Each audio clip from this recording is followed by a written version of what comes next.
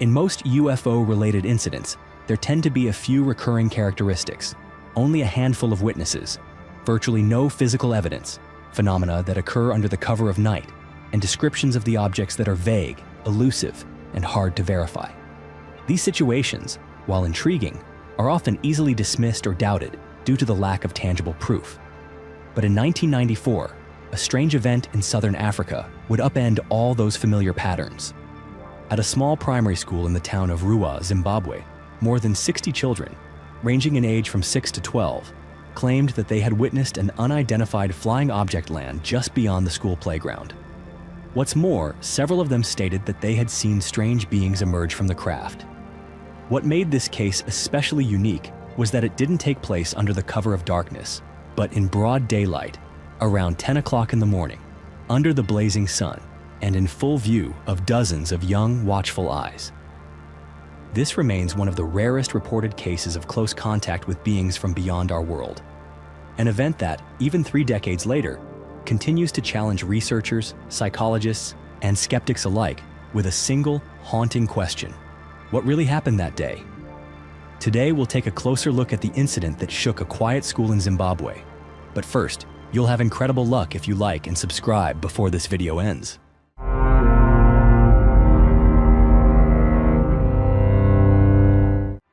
Nestled in the peaceful outskirts of Ruwa, a rural area less than 30 kilometers from Zimbabwe's capital city, Harare, the Ariel School, a small private elementary institution, seemed entirely unremarkable.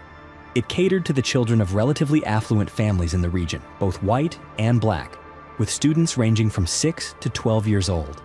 Every day, these children came to class to learn, to play, and to grow up in what appeared to be a safe and secluded school environment, detached from the noise and turmoil of the world outside. But on the morning of September 16th, 1994, something wholly unexpected shattered the calm of their ordinary lives. It was around 10 o'clock in the morning. The sky was a clear, uninterrupted blue. While the teachers were gathered inside the main building for a meeting, more than 60 students were out on the playground, which was bordered by open grassy fields, scattered trees, and separated from the nearby forest by a low iron fence. It was in that very moment that a strange disc-shaped object, gleaming with a metallic silver sheen, suddenly appeared in the sky. It drifted silently above the treetops before descending into a clearing within the woods, just a few dozen meters beyond the schoolyard.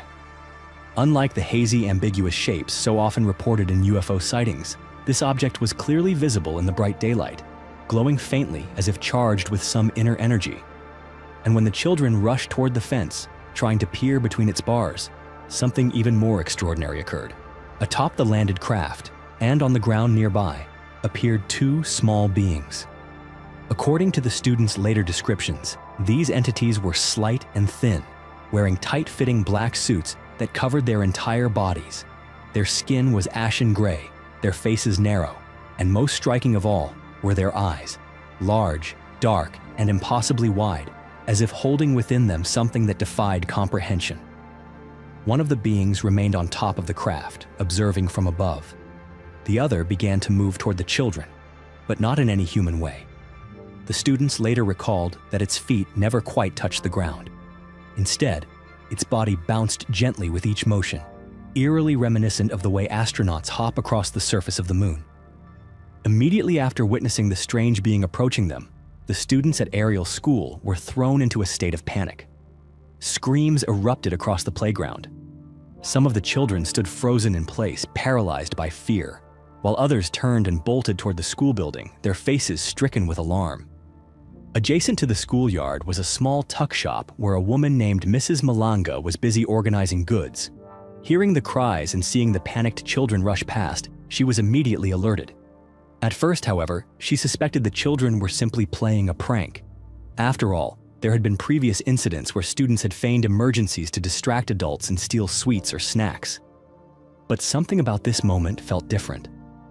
Dozens of children, all in a genuine state of distress, wore expressions of sheer terror, so shaken they could barely form coherent words.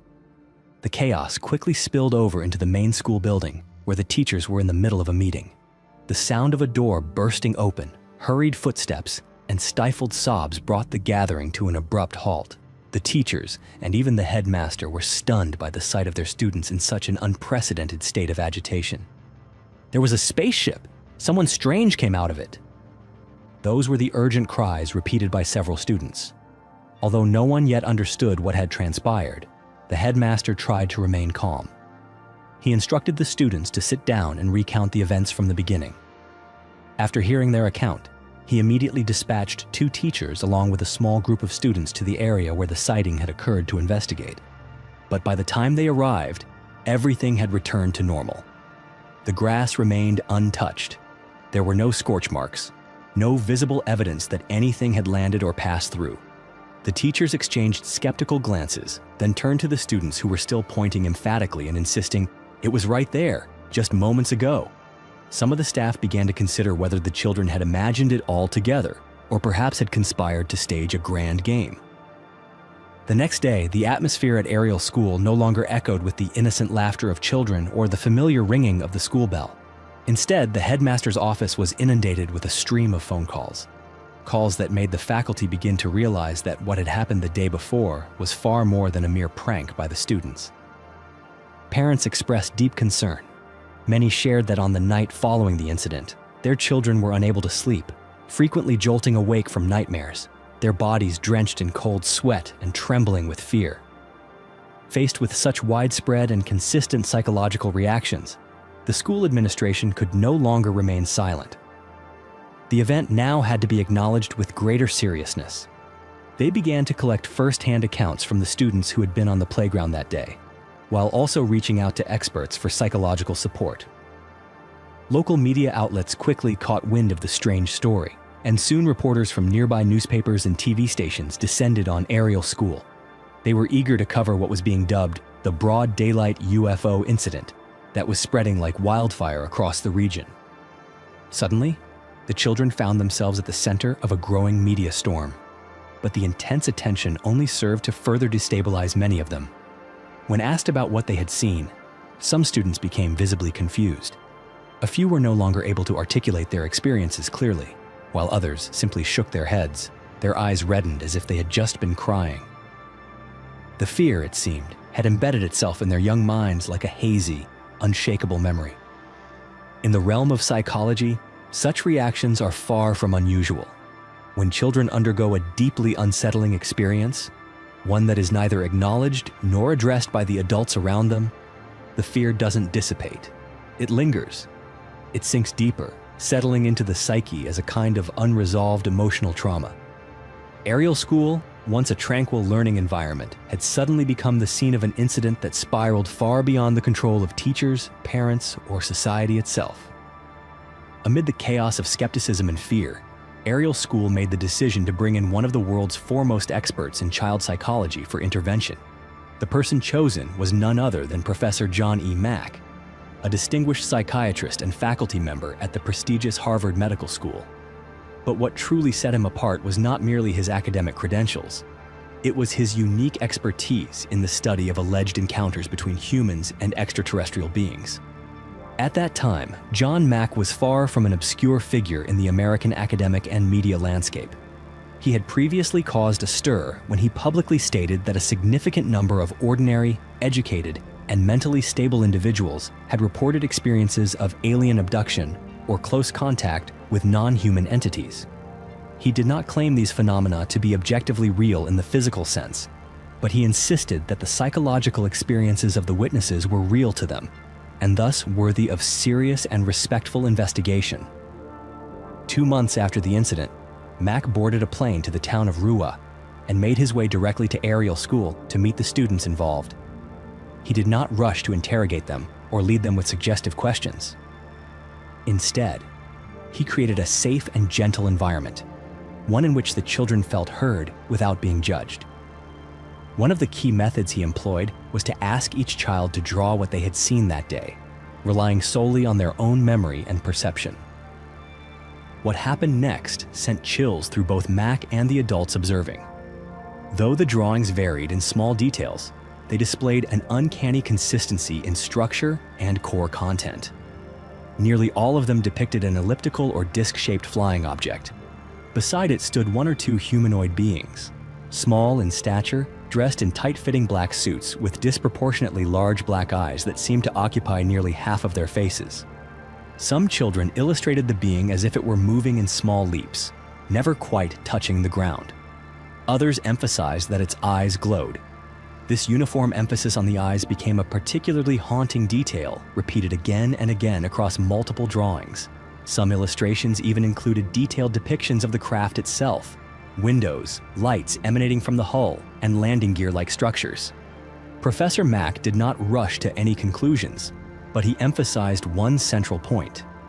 Whether you believe in UFOs or not, the psychological experience of these children is real, and that is something we cannot afford to ignore.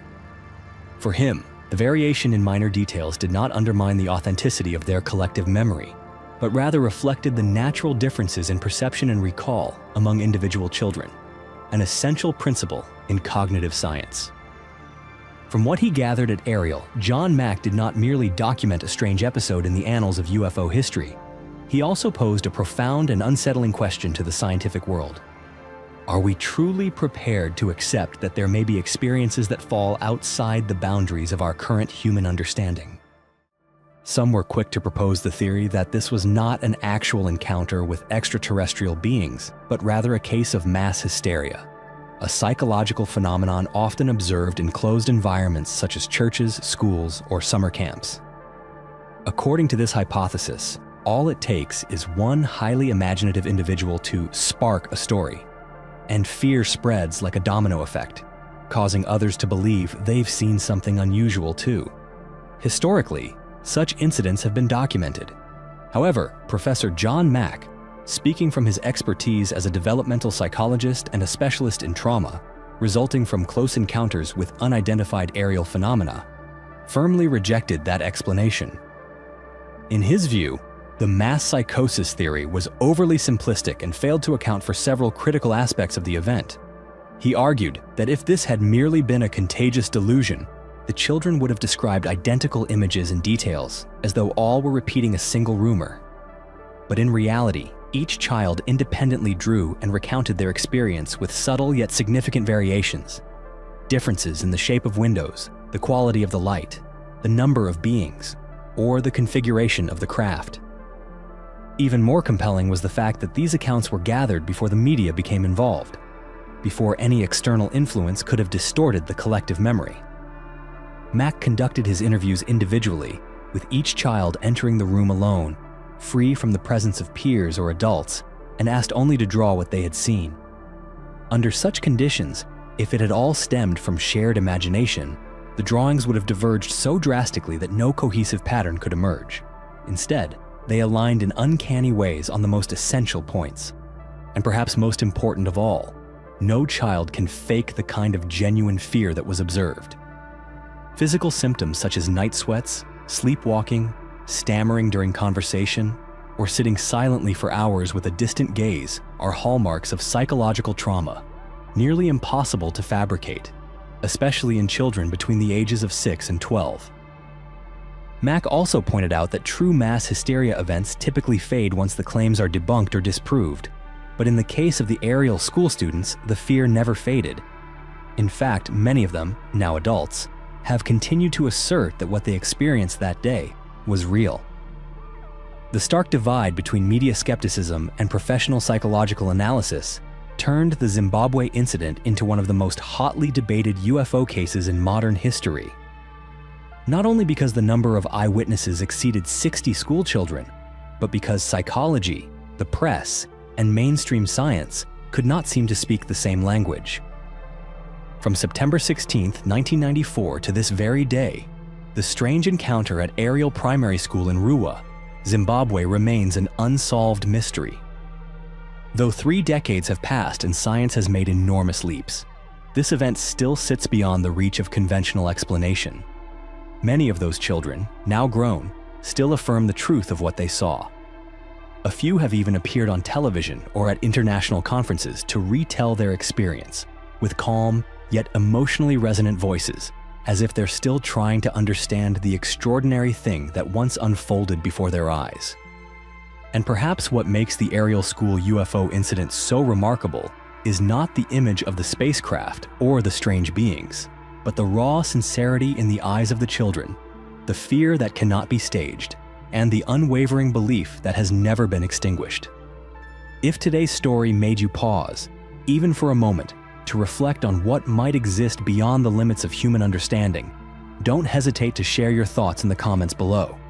Be sure to subscribe and turn on the notification bell so you won't miss any of our upcoming videos. Thank you for watching until the very end. See you on the next journey.